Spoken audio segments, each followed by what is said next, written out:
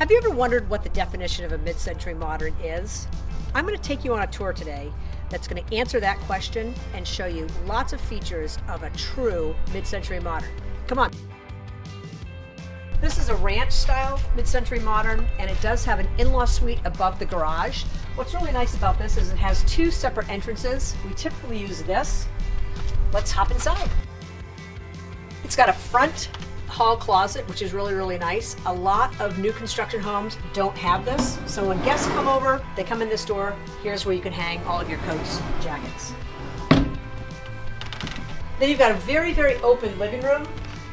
Another great feature of this particular home is it has a lined wood fireplace. So often they're switched over to propane.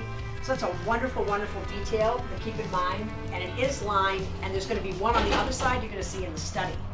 This living room is very open, and it goes right into our dining area. So it's not a dining room. It doesn't have a wall separated from the rest of the house. People can gather here. The food can be prepared in the kitchen and brought right out. You've got a lot of great drawers here for your linens. You've got shelves up here where you can put your wine glasses, special party favors and features. Moving into the kitchen, this is what we call a Galley Kitchen, and it has been updated, so it's got beautiful granite countertops, lots of upper cabinets and lower cabinets. This has a cooktop, which means it does not have the whole stove, and then it's got the wall oven over here. Great cabinetry, a hood vent, you've got your refrigerator, and here's your washer and dryer unit. And then we're just gonna back out here, and I'm gonna take you down here into the study. Super cozy area. Here's the other half of that fireplace you saw in the living room. Also lined, also wood. You put a grate on top of that to protect the embers from flying out, and you get that nice crackly New England popping sound that we love so much with wood fires.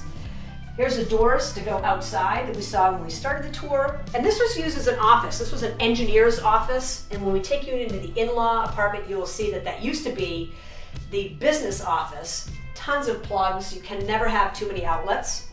So this being an office, you can use this as a great mudroom or a cozy library, a gathering space for your family or little ones.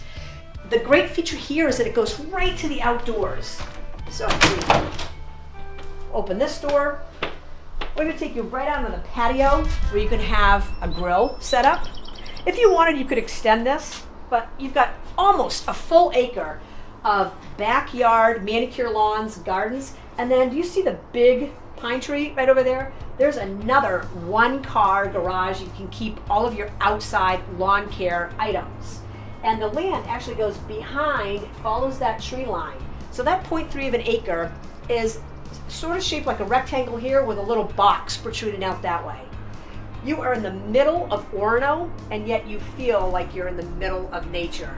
It is a fabulous place to be, and a feature for those of you who may or may not know the area, you can hop on the sidewalks on Sylvan Road and walk all the way, Stillwater to Bennick Road, all the way into downtown Orono. Truly a plus to have sidewalks for the kids. Coming back in, here you've got this open living room and dining area again. And with this mid-century modern, you're gonna have all your bedrooms and baths on the back side of the house away from your entertaining areas. Here's the first full bath. This is great, you can age in place because it has a seat in there. You don't have to worry about a bathtub. You can just sit on the seat and you can take your shower, or if you are a busy executive or young student, you don't have to worry about filling up a bathtub. Just get in there, take a shower, and go. Bedroom number one. We have a mirror on this closet. These are solid wood doors. Beautiful. All original hardwood. It's nice that it's not a laminate in here at all. It's original hardwood. Back out in the hallway. This is the back hallway between all three bedrooms. Bedroom number two. Got great sizes on these. And you know, if you look at the ceiling, you can measure the size of this room because each of these is a foot. So 1, 2, 3, 4, 5, 6, 7, 8, 9, 10, 11. 11 to 12 by 11 to 12. So about a 12 by 12 bedroom. Here we've got another closet. It's got a little pop of color in there. One thing you might not know, this paneling is actually hardwood paneling. The paneling you get now at Lowe's or Home Depot is kind of a amalgamation of composites, but this is actually hardwood. You can feel it, and then that matches the hardwood floors. If you don't like this rustic look, just paint it, not a problem. Moving down to the last bedroom, you've got a linen closet right here. Back at the entryway, here's the master bedroom on the front of the house. And true form of a mid-century modern, they usually have a half bath tucked in. Gets the job done, doesn't it? Here's another really ample, good-sized closet. It's not walk-in, but you don't really need that here because you have so much storage space that we're going to cover today.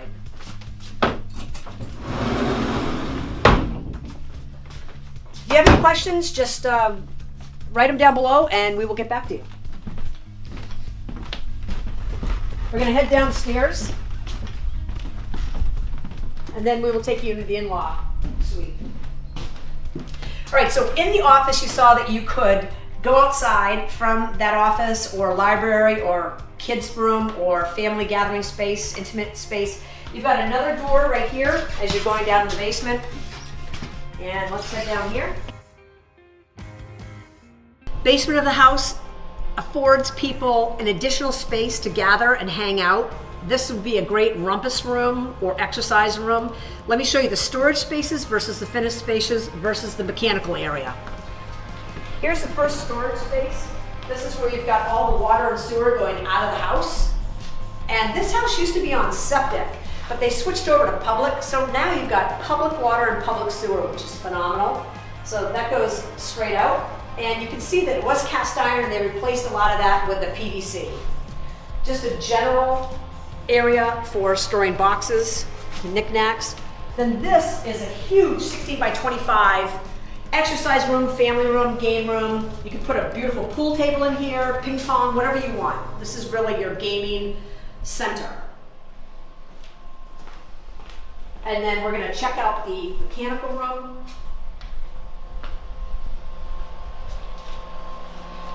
This has a new electric water heater, and this actually can act as a heat pump for any of those techs out there or techno geeks. I call myself one of those proudly. I fly my freak flag. I love that. So these types of components are really what makes my heart hum. If you've got great components here, the rest of the house is going to function. So this is where I typically start buyers, in the basement. If you've got solid poured concrete, if you don't have any water issues, if you've got a brand new hot water heater on demand that can act as a heat pump, and you have brand new duct work here and a brand new furnace, this is run on propane, really you've got the major big ticket items covered. You don't have to worry about that. So look, nice poured concrete, great components here that run the house. And then this is the electrical panel. This is a 200 amp electrical panel, and you can tell that because of the size of the conduit coming into it. You have one extra circuit right up here. These are all your circuit breakers, and you can see it's 200 because it's got two 100 circuits right there, 100 circuit amps. So everything's in great shape in this house. You've got an old-timey, the people that lived here actually built this house in 1968, I believe, and so this workbench has been here forever. That's a real bonus. You can come down here and do all your little fiddly projects that you like to do. And the other feature is a sink in the basement. Typically, new construction, they don't have that. You get messy, you want to wash up before you go back upstairs, it's really nice to have a sink. Last thing I'm going to say about this mechanical room, this has a new oil tank, so it's up to code. You've got your fill and your whistle. You're all set. Those are kind of just the last of the geeky components of the house. All right, now we're going to check out the in-law apartment.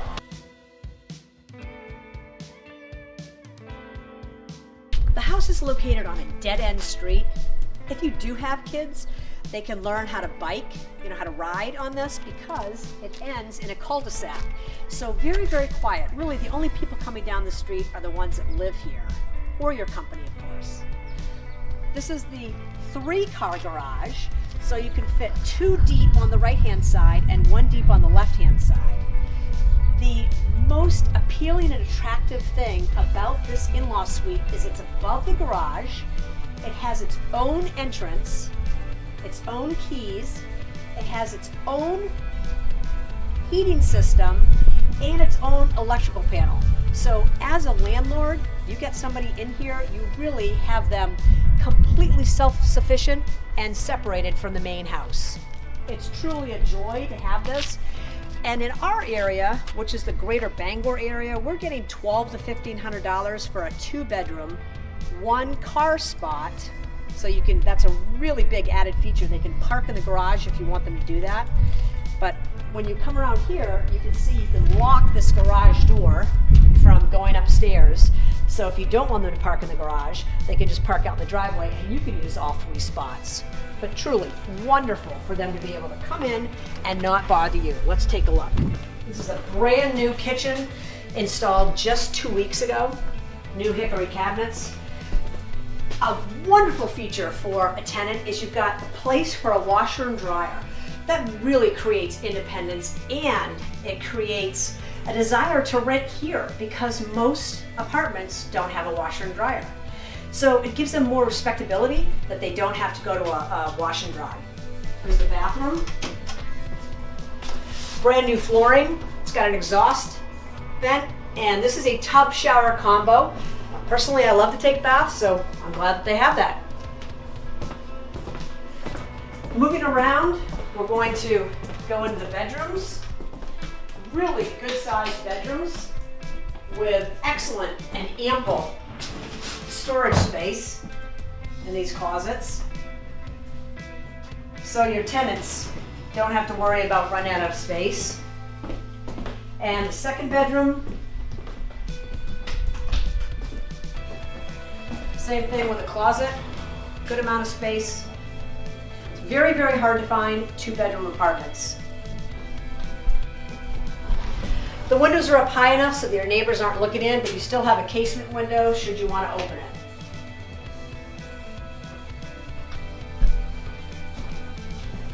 The coup de grace is the living room. This is a really spacious living room, and it's got a Renai heater that's run on propane. So it's a spot heater just to get this area. Look at the view out of this living room. Honestly, it is extraordinary. I think this is the best view in the entire house. You can have somebody here that can help you with gardening. I mean, there's so many features that would attract just the right tenant for you.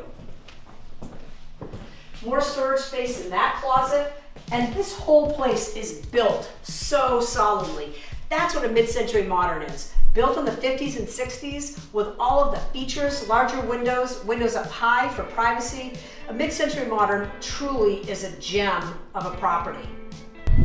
We're out here in the middle of the backyard, 0.83 of an acre, so almost a full acre.